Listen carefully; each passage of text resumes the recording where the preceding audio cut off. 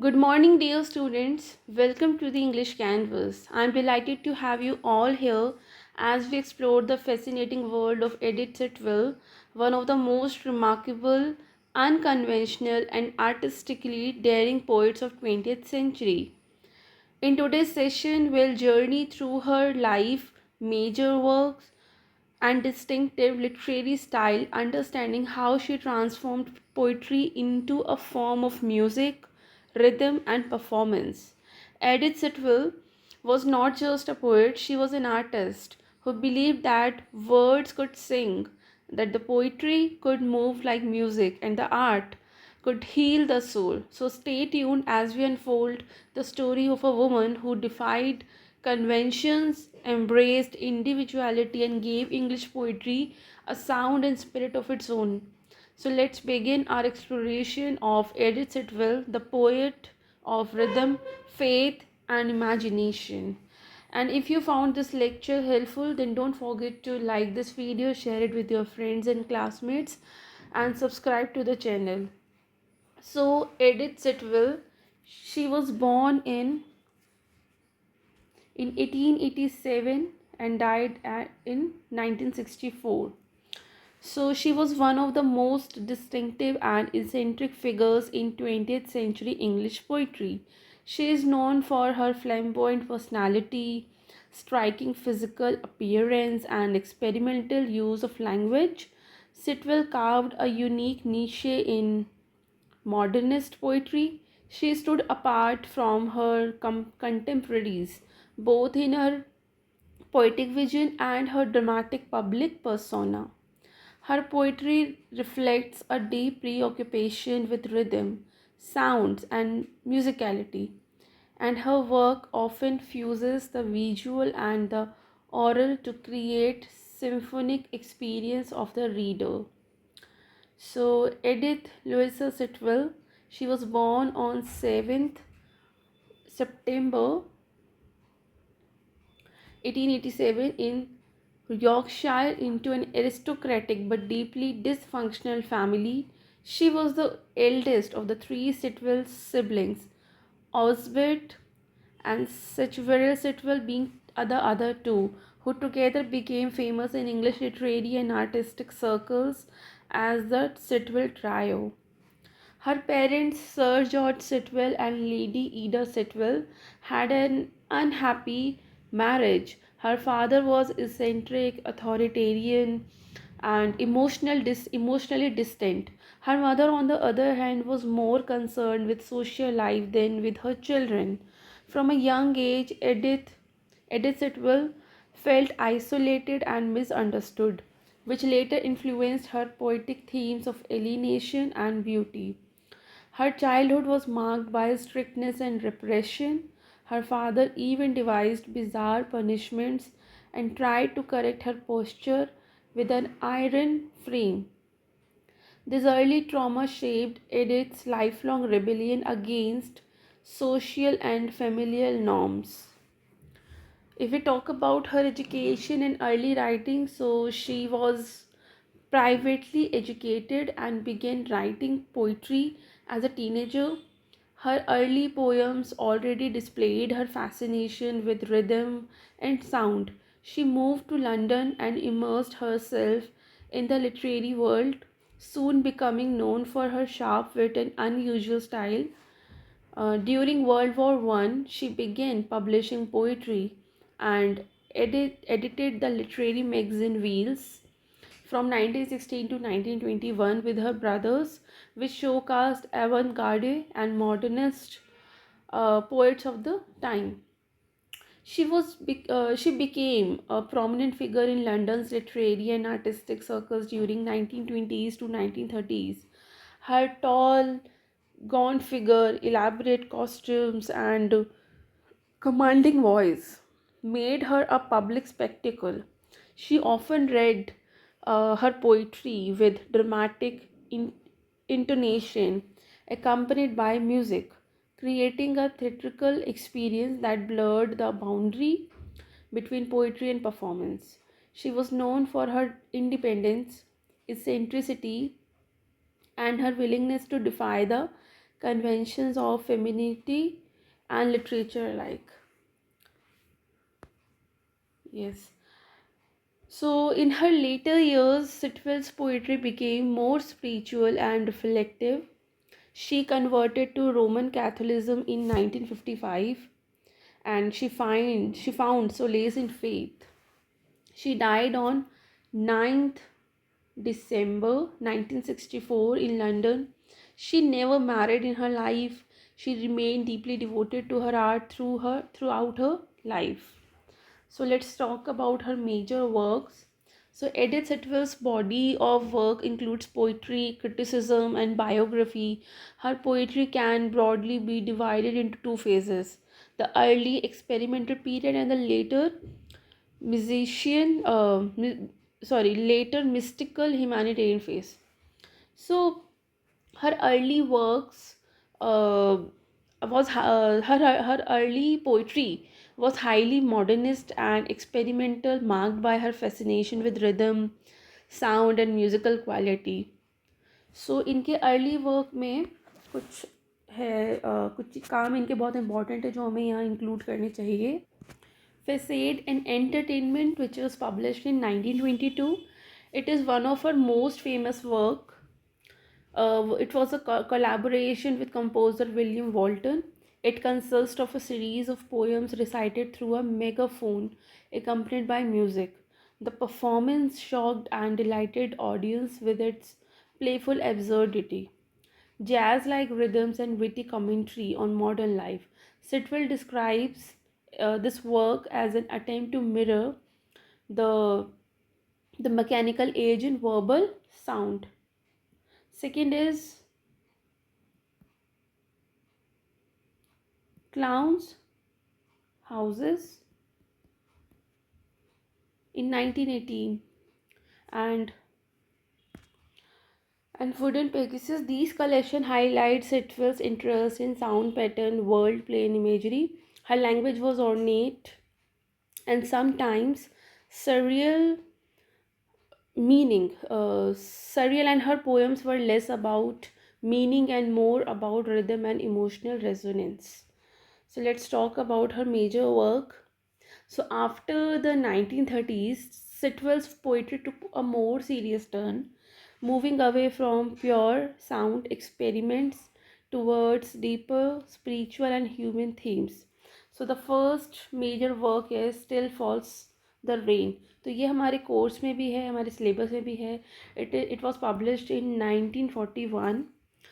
It was written during World War II. This poem is one of her most acclaimed works, right? So it reflects the suffering of humanity under war and becomes an allegory of Christ, compassion, and sacrifice. The poem uses biblical imagery and complex rhythm to merge human pain with divine grace. It stands as one of the finest religious poems of 20th century. The second work is the Song of Cold. It was published in 1945, and the Street Songs. It was published in 1942.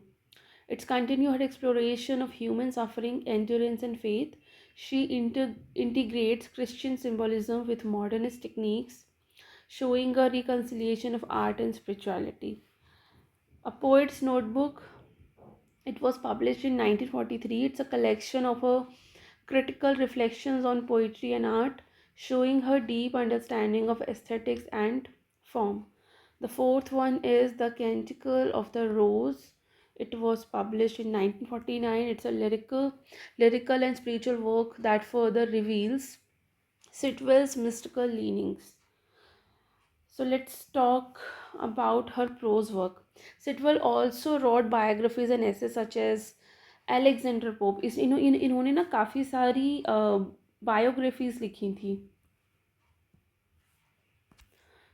जिसमें से एक बार बहुत ही famous है Alexander Pope, published in 1930. Next is Victoria of England. It was published in 1936. And The Queens of Hive. The Queens and the Hive, it was published in 1962. So it's a detailed and imaginative account of Elizabeth I and Mary Queens of Scots. These work demonstrates her command over prose, her interest in history and personality. So the next point is literary style. Edith Sitwell's literary style was unique, id- idiosyncratic, and deeply influenced by her belief that poetry should be an art of sound as much as of sense. So the first literary style is musicality and sound pattern. So Sitwell was a master of phonetic experimentation. She believed that words had a music of their own and should be arranged for their sound effects rather than mere meaning. Her poems often use assonance, alliteration, repetition, and rhythmic patterns to create a musical experience. Edith Sitwell once said, poetry is the deification of language. This philosophy makes her work closer to music than to conventional verse. Second is imagery and symbolism. Sitwell's imagery is often baroque, ornate, and surreal. The poems teem with visual richness, colors, jewels, flowers, and religious symbols often merge to create a sensuous tapestry. In her later poems, Christian imagery becomes central, symbolizing redemption and suffering and divine love. Third is modernist experimentation. Like T.S. Eliot and Ezra Pound, Sitwell experimented with form and rhythm. But unlike them, her modernism leaned more towards musical abstraction than intellectual fragmentation. For example, Facade embodies the playfulness of modern art and jazz culture. We can see the use of irony and satire in her literary style. Sitwell often used satirical tone to criticize materialism, hypocrisy, and moral emptiness of modern society. Her early poems, while playful, often hide a sharp critique of social pretense beneath their surface rhythm and wit. The next is spiritual and mystical elements. So, the later Sitwell was a religious mystic seeing poetry as a means of spiritual revelation. Her Wo- World War II poems, particularly Still Falls the Rain, shows her conviction that the art can bring spiritual healing to a wounded world. The last point is dramatic presentation. So Sitwell treated poetry as a performance. She often she often read her poems aloud in commanding voice, using rhythm and tone to bring out the musicality. Her readings were theatrical, making her one of the first poets to treat the poetry recital as a form of art in itself, right? So let's talk about the influence and legacy of her poetry. Edith Sitwell played a significant role in keeping poetic experimentation alive in 20th century British literature. She paved the ways for poets who viewed poetry as sound art, influencing performance poetry and spoken word traditions. Though some critics dismissed her work as eccentric, others, such as W. H. Auden and Dylan Thomas, admired her originality. Sitwell's defiance of social and literary conventions made her a symbol of artistic independence and courage. So, Edith Sitwell remains one of the most conventional voices of modern English poetry. Her artistic journey from the ornamental soundscapes of Facade to the moral intensity of the Still Falls the Rain mirrors the evolution of poetry itself. So, from artifice to spirituality, she was not merely a poet of words but a composer of verbal music who believed that the poetry must engage not only the mind but also the ear and the soul. So, her major works, remind us that in an age of chaos, art can still be a form of grace and poetry, a sacred act of resistance against meaninglessness, right? Now that we have understood the life and literary journey of Edith Sitwell, let's move towards One of her most powerful and spiritual profound poems, Still Falls the Rain. Still Falls the Rain was written in 1941 during the dark days of World War II. So the subtitle is The Raids 1940 Night and Dawn. So this is the actually this is not the actual PDF of the poem. If you found the actual PDF of the poem on internet, you can see the subtitle of the poem as well. The subtitle is The Raids 1940 Night and Dawn. So immediately connects the poem to the devastating air raids on London known as the Blitz. So in this poem, Sitwell uses the image of falling rain as a powerful metaphor for the suffering of humanity. The rain becomes symbolic of God's mercy falling upon both sinners and the innocent alike. Through her rich religious imagery and musical rhythm, Sitwell presents war not just as a historical event but as a spiritual trial where human pain meets divine compassion. So, this poem marks a turning point in her poetic career, moving from experimental sound patterns to deep moral and spiritual reflection. It beautifully unites her earlier music style with a mature, solemn tone of faith and redemption. So, we'll read the poem line by line and will understand the deep meaning behind these lines. So this poem was written during Second World War. Still Falls the Rain is one of Edith Sitwell's most celebrated poem. It captures the horrors of war through Christian symbolism and spiritual reflection. The poem was composed after the German air raids, the Blitz.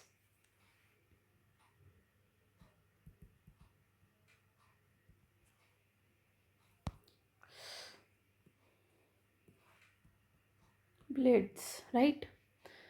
So, on London, where the city lay in ruin and thousands of innocent people were killed, Sitwell interprets this destruction not only as a historical tragedy but also a religious allegory. The suffering of Christ repeated in human history through her characteristic musical rhythm, solemn imagery, and prophetic tone. She transforms the chaos of the war into a meditation on divine mercy, sin, and redemption. Right? So, we'll read the poem line by line.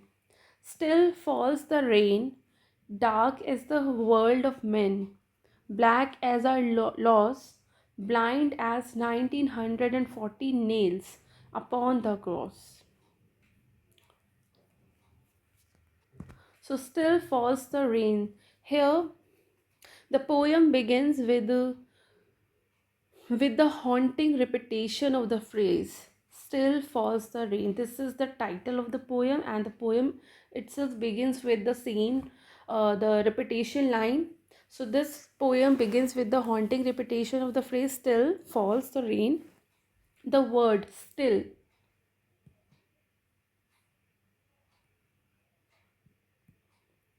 the word still carries a dual meaning. It signifies continuity, the rain keeps falling, and also the stillness or silence, creating a solemn atmosphere. So, the rain here symbolizes suffering, divine judgment, and grace falling upon the sinful world.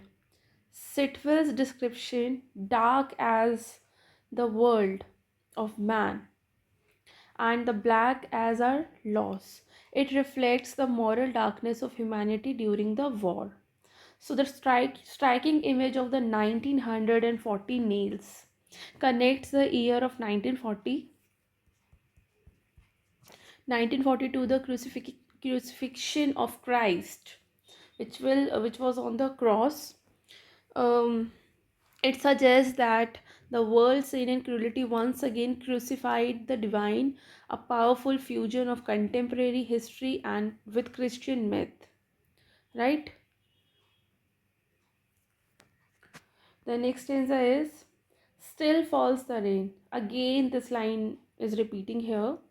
Still falls the rain with a sound like the pulse of the heart that is changed to the hammer beat in the potter's field and the sound of the impious feet on the tomb. So this stanza defines the sound of rain, becomes the heartbeat of human suffering, changed into a hammer beat, changed into a hammer beat, right? So it's a recalling of hammers that nailed Christ to the cross. So Sitwell's imagery fuses the physical and spiritual. The rain, heartbeat, and hammer echo one another in rhythmic pattern of pain. So Potter's Field describes the burial ground bought with Judah's 30 pieces of silver, symbolizing betrayal and guilt, and the impious feet on the tomb. The impious feet on the tomb, the impious feet on the tomb that suggest the human disrespect and irreverence for sacred things, people walking sinfully over holy ground. So Sitwell condemns the modern world's spiritual blindness. Even after witnessing Christ's sacrifice, humanity continues its impious ways. Still falls the rain in the field of blood where the small hops breed and the human brain, right, nurtures its greed that warms with the brow of Cain. So here, field of blood again refers to Judah's field, a place bought with blood money. It becomes a metaphor for the modern world corrupted by violence and greed. So small hopes breed. It's a amid destruction, only feeble, worldly ambitions survive, noble ideals have perished. The brain, the human brain nurtures its greed. It describes humanity's intellect has turned towards selfishness and exploitation, and that worm with brow of Cain. It's a symbolic image combining the sin of greed with the curse of Cain. Cain was the first murderer. If you have read the Paradise Lost in the Bible, so you must be aware with this character. So Cain was the first murderer. So the worm with the brow of Cain symbolizes a symbolic image combining the sin of greed with curse of Cain, the first murderer. The worm implies moral decay and corruption, while the brow of Cain evokes guilt and fratricide. So Sitwell's moral vision is sharp. Human progress without morality leads only to death and betrayal. चलिए next stanza पढ़ते हैं. Still falls the rain at the feet of starved men hung upon the cross. Christ that each day, each night nails there, have mercy on us, on Dives and on Lazarus. Under the rain, the soul and the gold are as one. So now the poem's focus shifts fully to Christ. The starved men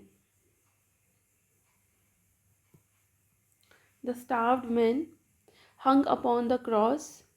Sitwell identifies Christ with the victims of war, the starving, the poor, and the suffering. Christ that each day, each night nails there. It means Christ is eternally crucified. His sufferings continues as long as humanity sins. Have mercy on us. It means it's a prayer for divine forgiveness, echoing the liturgical Kyrie illness, right? On Dives and on Lazarus. So it's a reference to the parable to the rich man, the Dives, right? Dives means the rich man and the Lazarus means poor man. So Dives का मतलब हो गया Rich man and Lazarus, poor beggar, right? So this is a reference to the parable of rich man dies and the poor beggar's Lazarus in Luke 16. So Sitwell prays for both, for the poor and the rich, suggesting divine mercy is universal. Under the rain, the soul are and the gold are as one. So the rain, which is symbol of the rain, is symbol of divine grace. It unites rich and the poor, the sinful and the suffering. So before God, all distinctions dissolved. So this stanza marks the moral center of the poem, the equality of all souls under the divine compassion. Right? Next is still falls the rain, still falls the blood from the starved man's wounded side. He bears in his heart all wounds, those of the light that died. The last faint spark in the self-murdered heart, the wounds of said comprehending dark, the wounds of the baited bear, the blind and weeping bear whom the keepers beat, of his helpless flesh, the tears of the hunted hare. So in this stanza, this is a long stanza, I guess. Yes. So here Sitwell expands the imagery of suffering beyond human human history to all living creatures and even to spiritual desolation. Still falls the blood. Still falls the blood. So this phrase talks about Christ's blood continues to flow and his sacrifice is ongoing. He bears his art all wounds. So Christ suffers with all who suffer, physically, spiritually, and morally. Those of the light that died. So the extension of moral and divine light is in human heart. The self murdered heart. So humanity destroys its own soul through hatred and greed. The sad, uncomprehending dark. So it symbolizes ignorance and spiritual blindness. So Sitwell extends Christ's compassion. The wounds of baited bear, the blind and weeping bear, whom the keeper beats on his helpless flesh, the tears of the hunted hare. So still extends Christ's compassion even to baited bear, even to baited bear and hunted hare. So these are the victims of human cruelty, the baited bear and the hunted hare. They both are the victims of human cruelty. By invoking animals, Edith Sitwell universalizes sufferings. Like all creations share in pain, right? All creation shares in the pain that Christ bears, right? चलिए next stanza पढ़ते हैं. Still falls the rain, then I'll leap up to my God, who pulls me down. See where Christ's blood streams in the firmament. It flows from the brow we nailed upon tree. So this line is taken from 17th century metaphysical poet Thomas Traherne, whom Sitwell admired the most. She expresses the spiritual struggle between aspiration and sin, the soul's desire to rise toward God but being dragged down by the weight of guilt. The Christ blood streams in the firmament. So this is a visionary image. The blood of Christ becomes a cosmic river flowing through the sky, symbolizing universal redemption. Flows from the brow we kneeled upon the tree. So it's a direct reference to the crucifixion. V signifies collective human guilt. humanity itself crucified Christ. So this section transforms the poem from lamentation into revelation. The poet says divine mercy flooding the universe. Deep to the dying, to the thirsting heart that hold the fires of the world, dark, smudged with pain as Caesar's laurel crown. So Christ's blood now flows. It flows from the brow we nailed upon the tree. So it means the Christ blood now flows deep to the dying, reaching even those in despair or spiritual death. The thirsting heart symbolizes both the human longing for redemption and Christ's thirst on the cross. Fires of the world, the passions, conflicts, and torments of humanity, right? Dark smudged with pain as Caesar's laurel crown. So the laurel crown, a symbol of the laurel crown.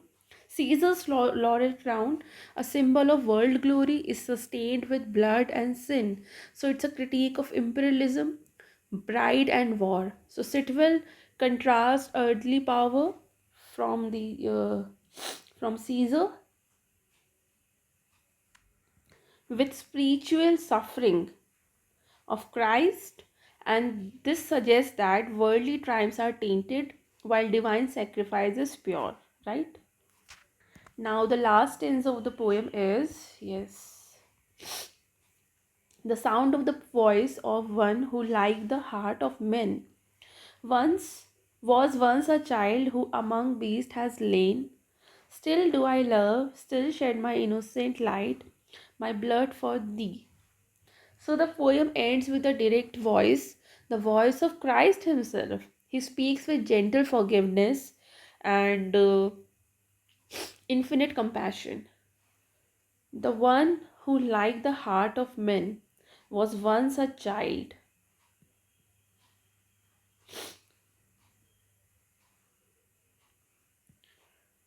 One who, like the heart of men, was once a child. It means it talks about Christ humanity. He shares the innocence and vulnerability of mankind. Who among beasts has lain? So it evokes the nativity, the infant Christ lying among animals in the manger, and symbolizes divine humility. Still do I love, still shed my innocence light, my blood for thee. So this is a final affirmation of eternal love. Despite mankind's violence and sin, Christ continued to love and sacrifice himself. So this ending transforms the poem from a dirge of despair into a hymn of redemption. The repetition of still used throughout, आपने देखा पूरी poem में still falls the rain. So ये इस line का काफ़ी बार repetition हुआ है. इधर एक दो 1 2 3 4, almost every stanza begins with this phrase, still falls the rain, still falls the rain. So this repetition of still falls the rain used throughout now signifies enduring grace and timeless love.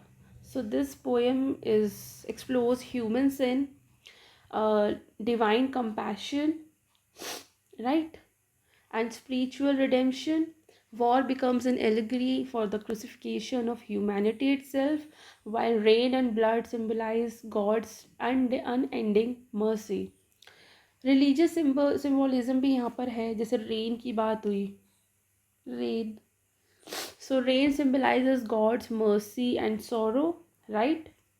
Blood की यहाँ पर बात हुई, blood symbolises Christ sacrifice, right. Cross की बात हुई है यहाँ पर, cross is the symbol of suffering of all creation. And यहाँ पर कुछ कैरेक्टर्स के भी नाम लिए गए, जैसे कि वन सेकेंड, केन की बात हुई, डाइव्स की बात हुई, लेजरस की बात हुई है यहाँ पर. So they all are symbols of sin, sin, guilt and redemption. जो टोन था पोएम का, that moves from lamentation and the guilt to revelation and grace. Sitwell's voice is solemn, prophetic and musical like a psalm or lenity. This poem is written in free verse, allowing rhythmic variation. The repetition of still falls the rain creates a choral refrain imitating rainfall and prayer. There is a use of biblical diction, alliteration, and internal rhyme adds to the musical texture. So Sitwell's ultimate message is one of hope and divine endurance. Even amidst the horrors of war, Christ's love remain constant, still falling upon the world like rain. So it's a reminder that art and faith can illuminate even the darkest human condition. So Still Falls the Rain stands as one of the most spiritual, profound poems of 20th century. It fuses modern despair with eternal compassion, transforming wartime suffering into a vision of redemptive grace. So, through its haunting rhythm, biblical resonance, and the emotional intensities, it will shows that while humanity continues to fall, Christ's mercy still falls endlessly, faithfully like rain.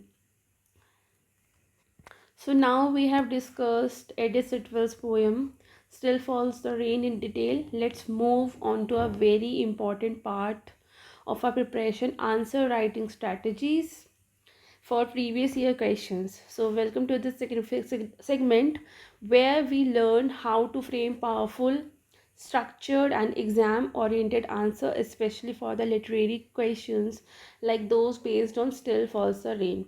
We will focus on how to begin with a strong introduction, how to build a thematic and critical body paragraph, and how to end with a balanced conclusion so that your answer reflect both academic and understanding both academic understanding and analytical depth. So let's begin with our answer writing strategies for previous year questions to help you score high with clarity, coherence and confidence. So the first question is, analyze how Sitwell Still Falls the Rain is an allegorical commentary on England during World War II. So you need to begin your answer with an introduction,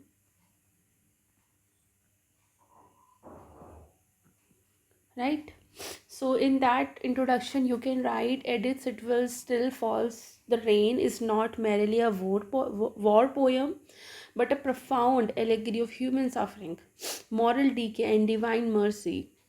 It was written during the London Blitz of 1940. It reflects the dark spiritual atmosphere of wartime England through the recurring image of falling rain. So Sitwell constructs an allegory where rain symbolizes both human suffering and God's grace, blending the physical and the spiritual. सो जो main part रहेगा उसमें आपको 2 से 3 चीज़ों को काफ़ी अच्छे से डिस्क्राइब करना है. जिससे पहले जो पॉइंट है वो है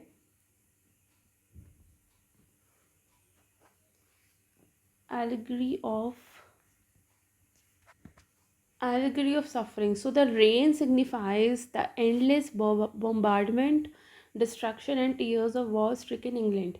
The repetition of Still Falls the Rain suggests the continuity of pain, echoing the relentless air raids and despair of the people. Second point, we should add moral darkness. So phrases like अगर आपके पास poem का text है तो you can find that the line, there are phrases like the dark as the world of men and black as our soul portrays a nation lost in moral blindness. The poem criticizes the human capacity for greed and violence, connecting the war to men's spiritual fall, the worm with the brow of Cain. Right? Third point we should add, religious allegory. So Christ's crucifixion becomes a mirror to wartime suffering. England's agony is seen as a collective crucifixion where humanity nails Christ anew every day. So Christ that each day, each night nails there, have mercy on us, right? The fourth point is spiritual resilience. So despite despair, Sitwell infuses hope through divine endurance. The rain symbolizes divine grace and continues to fall, implying God's persistent mercy even amidst human sin. उसके बाद आप ये सारे points को conclude कर सकते हैं. So thus still falls the rain serves as an allegorical mirror of wartime England, where sin, destruction, and divine compassion coexist. Sitwell transforms the political tragedy of war into a spiritual parable of redemption, reminding the nation of faith's endurance and devastation. Right? Now the next question is, second question is how Sitwell used Christ's suffering and redemption to add the overarching theme of war and resilience in the poem Still Falls the Rain. So Sitwell uses Christ's crucifixion as a spiritual parallel to suffering humanity during World War II. The image of Christ's pain becomes a symbol of endurance, forgiveness, and redemption amidst the horrors of war. इस answer में आप पहला point add कर सकते हैं, Christ as the universal symbol of suffering. So the starved men hung upon the cross. This line, which is in the poem, symbolizes the agony of all innocent victims. Sitwell connects Christ's crucifixion with the collective pain of war-torn humanity. Second point is divine mercy and redemption. So the repeated image of still falls the blood from the starved men's wounded side signified God's unending compassion, just as rain keeps falling, divine mercy continues to flow even in darkness. Third is war as a modern crucifixion. So we have some lines in the poem that Christ that each day, each night nails there. It shows that human cruelty crucifies Christ daily. Every act of war becomes a repetition of crucifixion, highlights moral decay. Right? Fourth point is spiritual resilience and hope. So the final divine voice, still do I love, still shed my innocent light, expresses unbroken love and faith. It suggests that God's love outlasts war's destruction, spiritual endurance survives worldly ruin. So by concluding these points, you can conclude your answer. Sitwell turns the image of Christ into symbol of eternal hope. His suffers mirrors human agony, while his forgiveness mirrors divine resilience, reminding humanity that redemption is possible even in the darkest hour. Now the third question is, critically comment and examine Sitwell's use of biblical allusions employed in the poem Still Falls the Rain. So still in Sitwell enriches her poem with multiple biblical allusions that deepens its spiritual and moral significance, turning war into a parable of sin, sufferings, and salvation. There are a few key points you should add in your answer. The first is crucifixion of Christ. So 1940 nails upon the cross. It talks about modern world since crucifying Christ again. It suggests that war repeats humanity's betrayal of God. There are an example of some characters like Cain and Abel. So the worm with brow of Cain. So symbol of moral corruption, greed, and violence. Humanity inherits Cain's guilt through war and hatred. You can talk about dives on Lazarus. Under the rain, the sword of gold as our one. So it's a reference to inequality and spiritual unity. God's mercy falls equally on rich and poor, guilty and innocent. Right? The fourth point is, so this is a field of blood. This is a biblical reference to Judah's betrayal, a metaphor for human greed and betrayal during wartime. The fifth point is voice of Christ. So the final line echoes the divine forgiveness to the gospel, still do I love. It conveys Christ's continuous compassion, linking biblical redemption into with modern pain. So, through biblical allusions, Sitwell transforms historical war into spiritual allegory. These references, these all references connects ancient sin with modern suffering, turning the point into a sacred reflection on humanity's fall and the God's unending grace.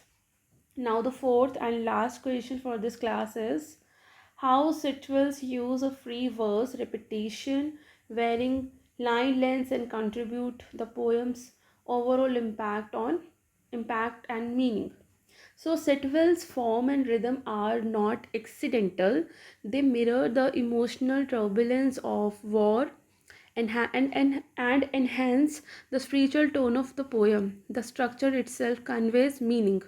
So, there are some of the key points we should add in this answer. The first is, so the first point is free verse and spiritual freedom. Sitwell rejects fixed rhythm or meter, symbolizes freedom and chaos. Flexible rhythm mirrors the disorder of war yet maintains spiritual harmony.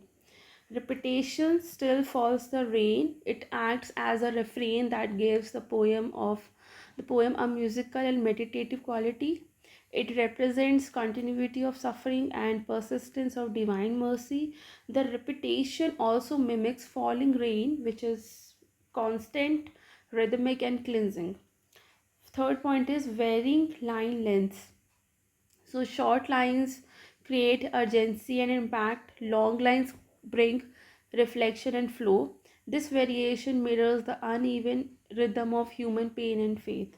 The fourth point is music and sound and music. So words like pulse, hammer beat, and heart creating acoustic imagery, making the poem sound like a liturgical chant or prayer in motion. The sound echoes both the heartbeat of humanity and hammering the crucifixion of nails.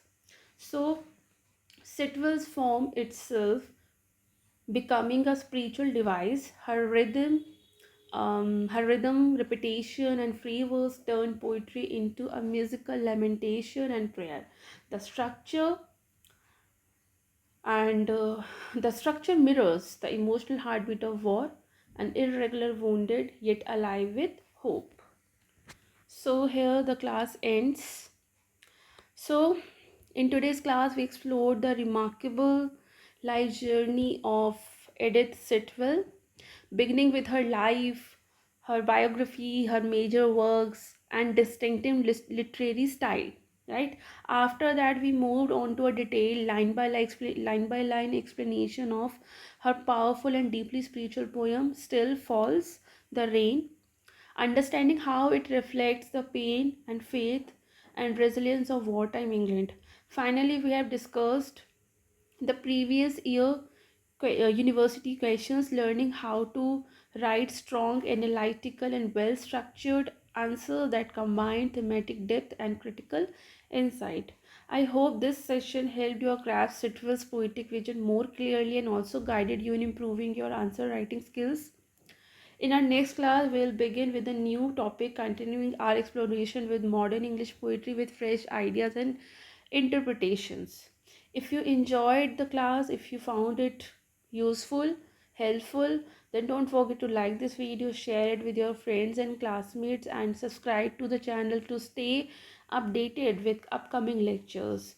See you soon in the next session. Till then, keep reading, keep learning, and keep growing. Thank you.